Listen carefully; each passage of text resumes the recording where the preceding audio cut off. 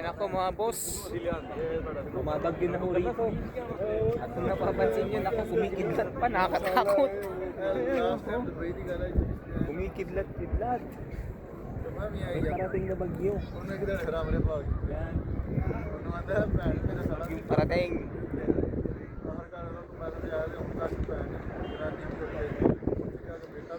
Ito po ang lagay ng panahon dito ngayon mga boss. At kasalukuyan pong mahangin at kumikidlat-kidlat at maya-maya siguro babagsak na po yung ulan. Kaya ihanda po natin yung ating mga payong para po tayo hindi mabasa ng ulan pag bumuhos na po ang ulan. Kaya antabi lang po tayo at marami pong parating na balita. Balitang paron at parine. Kaya parine na ang ulan. May kasamang kidlat mga boss. Ay nako, bakit ganun? Napakalakas ng hangin. At yun nga, may kidlat na kasama.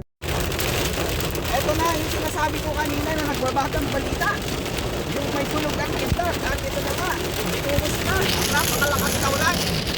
Nagsisiro visibility na po tayo at hindi natin makita. Yung ibang sasakyan, mga boss, napakalakas na ulan.